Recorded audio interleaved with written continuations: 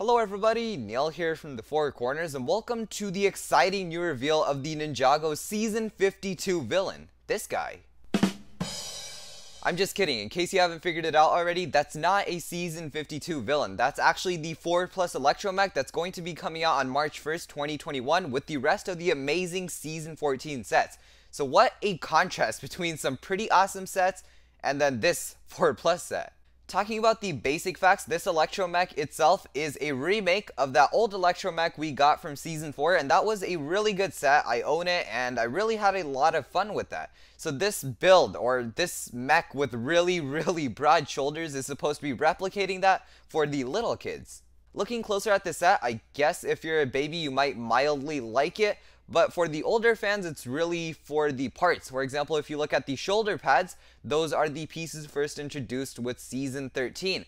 And I like to look at them as the soft serve pieces, mainly because they look like ice cream layers stacked on top of each other. When you try to serve your own pudding or soft served ice cream, they start to make layers and layers, and this piece kind of reminds me of that. And I really like this piece in reality. It was a really good piece for Season 13, and so far we've gotten in maybe 4 different colors. We got him in black, we got him in gray, we actually got him in red in the Firestone mech, and I think that's about it. I have a friend called Dave, and he would actually look at that piece and call it Beskar. And what Beskar is it's this metal from the Mandalorian show, which is a Star Wars spin-off show. And apparently to him it looks like the armor that the Mandalorian wears. And looking more close at the actual Mandalorian design, I guess I can kind of see that as well. But overall, getting that piece in blue is really useful, and that bad guy car you also get in this set is actually not half bad, and also the side build shrines and the rest of these spiders on a rock and everything, those are all pretty forgivable as well. When you get to the figures, it's almost 50-50. The Izor looks really cool, but the J looks really weird. He's wearing his normal Legacy mask, but with the tournament robes on the bottom, which looks super odd. Those Legacy masks already look pretty odd on their normal respective suits, and that's because those masks are way too big.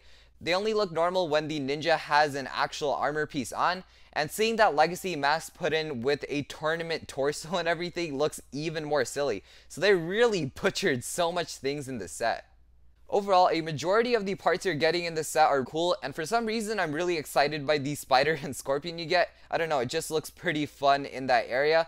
As well as the first time we've gotten that new type of shooter in our Ninjago sets. So that's not your typical huge rubber tip missile. That's actually a new type of shooter that was introduced a while ago, but it's the first time Ninjago is actually using these. That does about wrap up this video talking about my first and probably final thoughts on the ElectroMech.